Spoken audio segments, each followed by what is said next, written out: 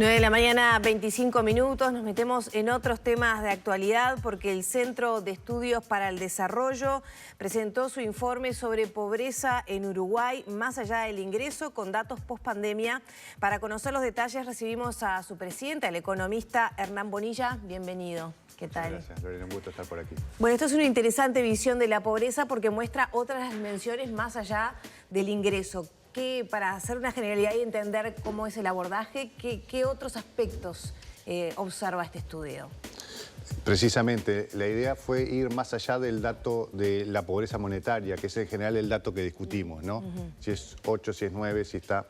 Y en realidad lo que encontramos cuando analizamos el dato de la línea de pobreza en sí, encontramos ya desde hace bastantes años, de 2014 en adelante básicamente, con un piquito un poco por arriba en el año de la pandemia, que oscila entre el 8 y el 10%, ¿no? Como que tenemos ahí el dato de la pobreza monetaria no cambia tanto, y quisimos estudiar un poco más cuáles eran las características de las personas que están por debajo de la línea de pobreza. En cuanto 8 y 10% las personas que viven por debajo de la línea de la pobreza, y ustedes ahora deciden elevar un poquito ese ingreso monetario por encima de la línea de la pobreza, y es lo que se va a estudiar, que representa un porcentaje también elevado.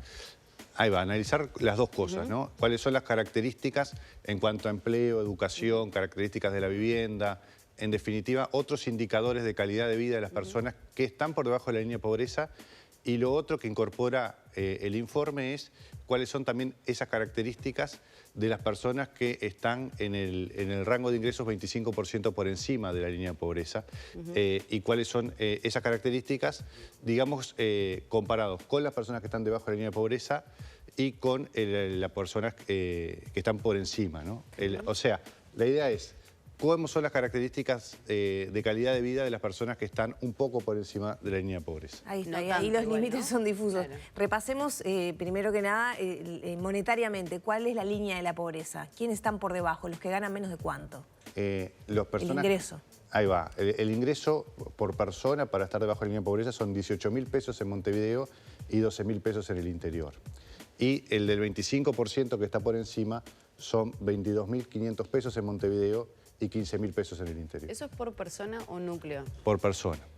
Bien, el núcleo puede incorporar un poquitito más. Sí, ahí depende de las personas que vivan en el hogar. ¿Qué se detectó? ¿Cómo son esos accesos, esos niveles socioeducativos que también están considerados en este informe? Eso creo que es lo interesante, ¿no? Profundizar un poco. Encontramos que hay disparidades grandes, ¿no? Desde el punto de vista educativo, desde el punto de vista geográfico, uno ve que la pobreza está más concentrada, digamos, en algunos departamentos, en algunas zonas del país, más específicamente en el noreste, digamos, los departamentos del norte que están hacia la frontera Cerro Largo, Rivera.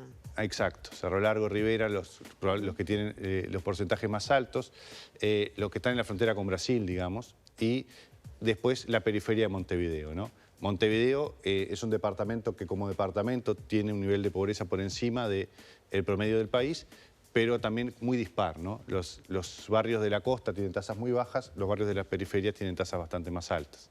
Bueno, y allí a nivel de los accesos, ¿qué es lo que queremos incorporar y empezar a visualizar un poco? ¿Qué es lo que se estudió? La composición del hogar, por ejemplo, si son monoparentales, las edades, quiénes son los jefes de hogar, todo eso se estudia dentro de este informe. Es así. En algunos casos encontramos cosas que probablemente ya sabíamos, pero le pusimos números y en algunos casos probablemente estemos aportando información nueva, ¿no?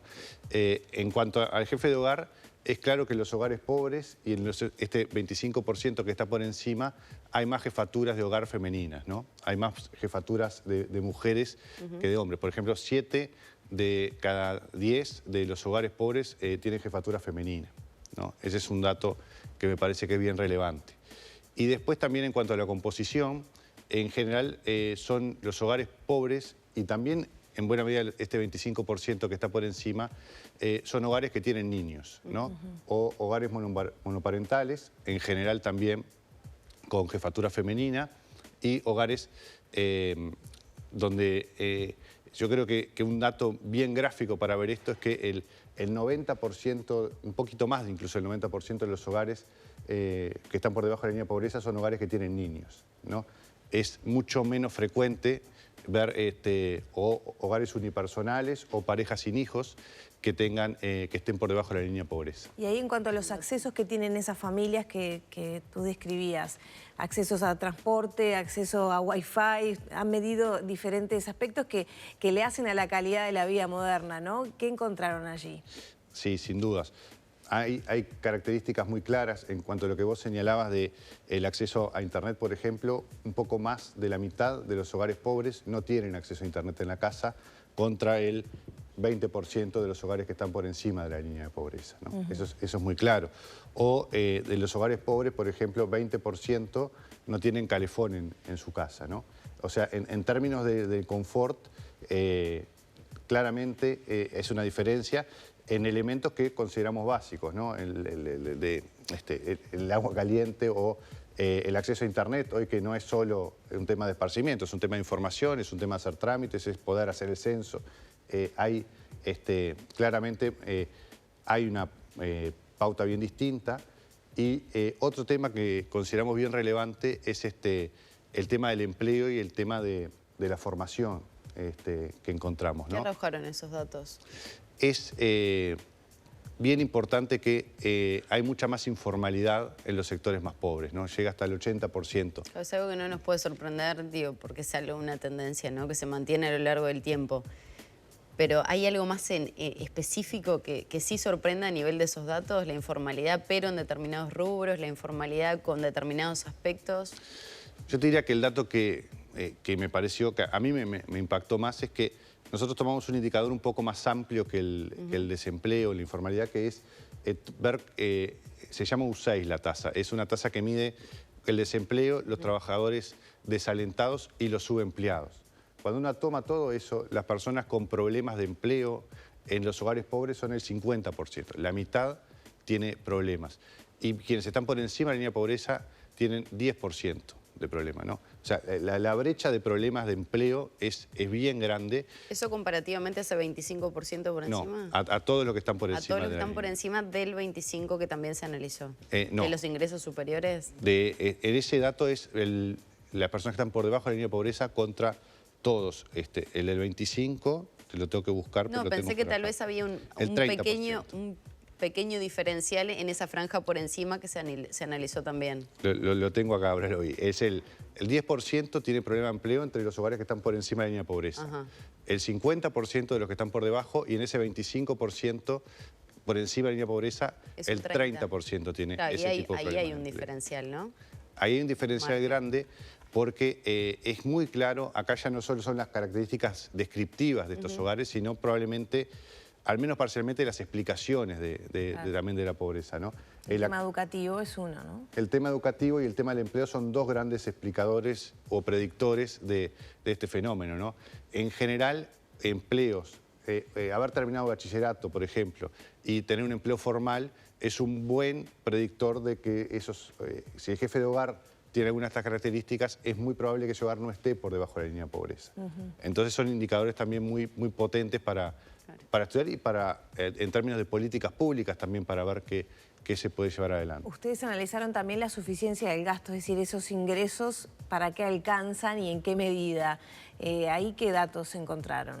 Ahí lo que encontramos es que los hogares que están por encima de la línea de pobreza, en el 80% cubre sus gastos con los ingresos que tienes, mientras que en los hogares pobres es el 34%, ¿no?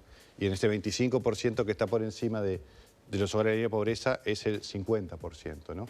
Entonces, es un porcentaje importante y que en buena medida también explica por qué están por debajo de la línea de pobreza y también que tienen que, probablemente, más allá de su empleo formal o de otros trabajos que pueden llevar adelante, cómo pueden cubrir esa diferencia de gastos.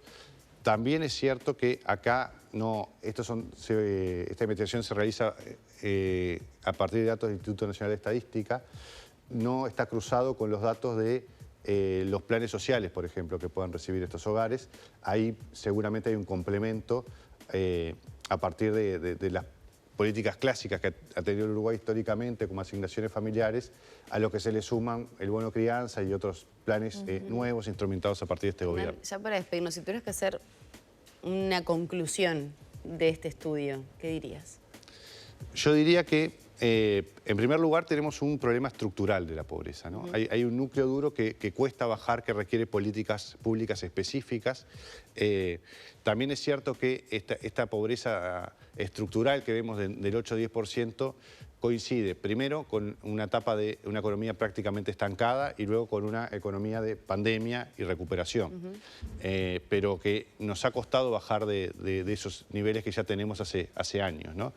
Y después creo que el avanzar en las características tanto de los hogares que están debajo de la línea de pobreza como de los hogares que están apenas por encima de la línea de pobreza en términos de empleo, educación, ayuda a diseñar políticas públicas, ¿no? ¿Cuáles son? Además de que la gran receta para la superación de la pobreza es que la economía crezca y que se generen empleos formales, también nos puede ayudar al tener estas características por departamento, por características del hogar, a cómo atender cada una de esas necesidades. Exacto, cómo personalizar las políticas para poder atender situaciones que realmente ayuden a la gente a superar esa situación. ¿La pandemia marcó algo, una diferencia en algo o ya estamos, digamos, parecido a lo que era antes, que ya está recuperado el daño provocado por la pandemia? Básicamente estamos en varios indicadores mejor que lo que estábamos antes de la pandemia. En términos de producto de la economía, en términos de empleo, estamos mejor. El salario real todavía está por abajo. Digo en lo que me dieron ustedes. En lo que medimos nosotros, en términos de pobreza, estamos prácticamente igual. El dato del segundo semestre del año pasado es prácticamente igual que el dato prepandemia. Por eso es esto de que estamos en los niveles estructurales que le llamamos, ¿no? El dato que ya teníamos hoy estamos en el dato que teníamos ya en varios años antes de la pandemia. Muchas gracias por estos minutos. Encantado. Cerramos por aquí entonces la entrevista con el economista Hernán Bonilla a propósito de esta medición sobre pobreza y sus dimensiones en nuestro país. Ya son las 9 de la mañana, 38 minutos.